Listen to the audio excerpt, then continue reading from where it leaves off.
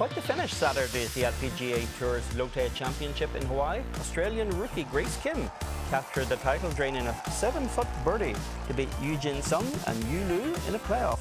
The win marks Kim's first on the LPGA Tour and just her third start as a tour member. And here was that final leaderboard in Oahu.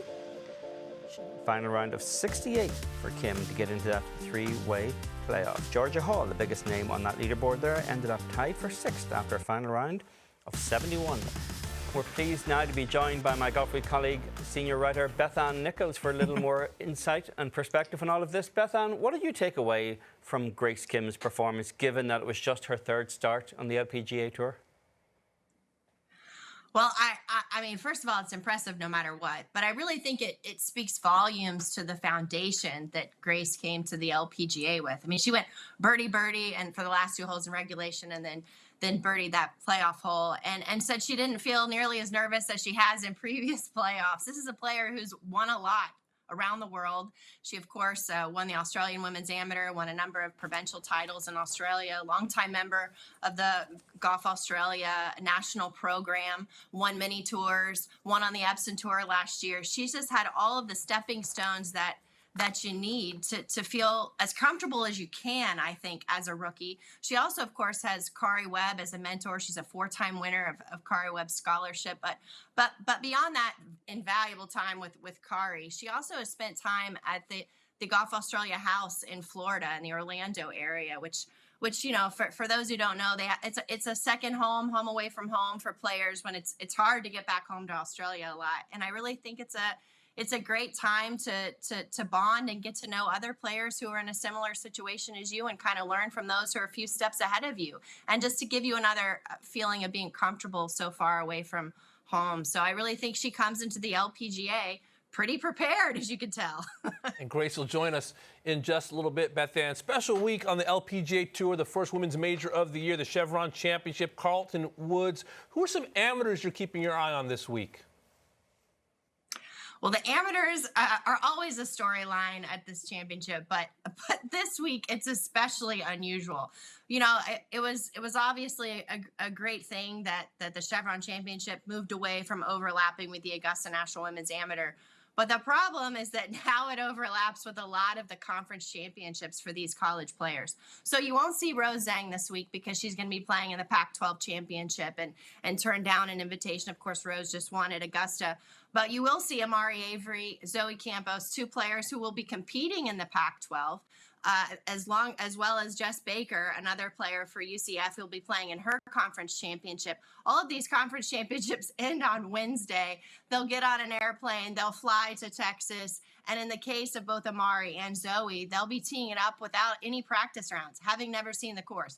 Jess Baker, she actually came in early. She was lucky enough to know well in advance that she had an invitation after winning the Women's British Amateur last summer. So she was able to come up after the Augusta National Women's Amateur and get a look. But I cannot fathom what it would be like to tee it up in a major championship having not seen the golf course. Another player to make note of, Valentina Rossi, she plays for Michigan State. She actually will be missing the Big Ten Championship later this week. Saki Baba, the U.S. Women's Amateur champion, will be making her debut in this major. But I'm really going to be keeping an eye on how these ladies do because, I mean, you know, hey, they've got nothing to lose, right? Beth Ann, let's talk about somebody who's not actually playing this week. You wrote an article over the weekend about Sweden's top-ranked player, Lynn Grant. She's missing the Chevron Championship as well as the International Crown next month. Explain that one.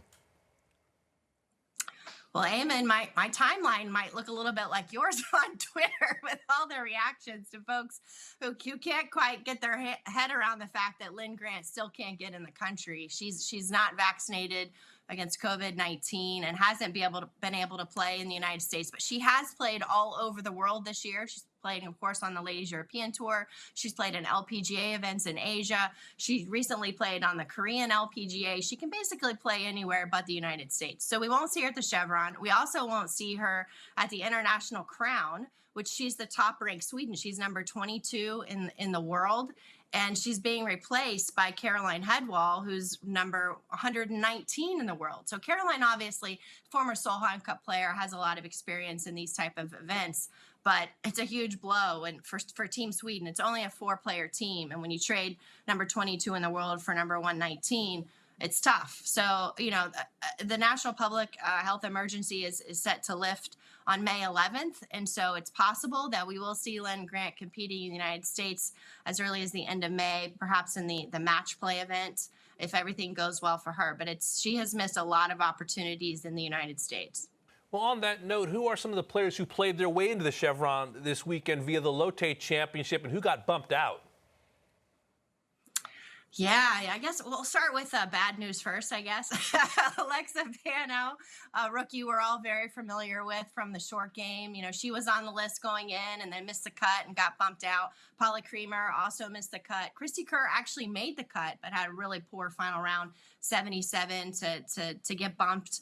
But Christina Kim, another player who had a strong start in Hawaii, she played her way in. Bailey Tardy, a player that you have to root for because she just missed out on earning her card a few years back by less than $400. So I'm always pumped to see Bailey have something go her way. But Emma Talley, the newlywed who got married in Hawaii, she played her way in. So Elaine Crowder, probably one of the Stanford players who was overshadowed on a stacked team, a German player, also a former women's British amateur champion, played her way in. So, it was a big week for a lot of players at the Lotte. It's also a new venue this week for the Chevron Championship, Beth Ann. After 50 years at Mission Hills in the California desert, now we're outside of Houston, Texas. What are you most curious about the venue this week? Well, the first thing I'm going to do when I get there tomorrow is go out to 18 to see what it looks like. Of course, I've been getting all these notifications the last few weeks and these Facebook memories of beautiful Mission Hills, and my heart kind of hurts a little bit that we won't be seeing it again. But I'm really curious what players think of the golf course, what the pond looks like on 18 that is safe for players to jump. Should someone decide to jump, there will be a robe and slippers waiting. But I think, you got the top 3 players in the world that I think we mostly talk about these days: Jin Young Ko, Nelly Korda, and Lydia Ko. All 3 of them haven't played in a while. The LPGA, of course, was off. A lot of the big name players took off the Lotte. The LPGA, as I mentioned, didn't play during the Masters. So these players actually haven't teed it up on the LPGA since March 30th. So they've had a lot of time to either rest or grind or both. So it'll be interesting to see what they come up with. But meanwhile, Georgia Hall, one of the hottest players on tour you mentioned earlier, had 2 runner-up finishes, found herself in contention yet again in Hawaii. I loved her Instagram post after Saturday's brutal finish where she didn't get it done again. But she said, keep knocking on the door, the little door emoji, because that's what she's doing. If she can just keep her confidence up about putting herself there week in and week out, she's the hottest player on tour who hasn't won. Speaking of somebody who knocks on the door quite a lot in major championships, Beth Ann, I want to talk about Lexi Thompson here. We hear a lot about Rory McIlroy. He hasn't won a major since 2014. Well, neither has Lexi Thompson. Her only major victory in her career came here at the Chevron Championship back in 2014. 16 top 10 finishes in majors. Since then, she's still only 28 years old. Where do you see her in her career now? Do you think the absence of a major is weighing on her at all? 100%. I mean, I don't know that the scar tissue will ever go away from what happened to her at Mission Hills with that 4-stroke penalty when, the championship looked like it was hers. And we haven't seen Lexi much this year. She's only teed it up once so far on the LPGA, and it wasn't good. So she obviously played in the Saudi event as well. But, it's there's just more questions than answers, I think, around Lexi. And it was another painful loss at Congressional last year as well, and at the Olympic Club at the U.S. Women's Open the year before in 2021. So, I'm hopeful. It feels like, the golf gods owe her one.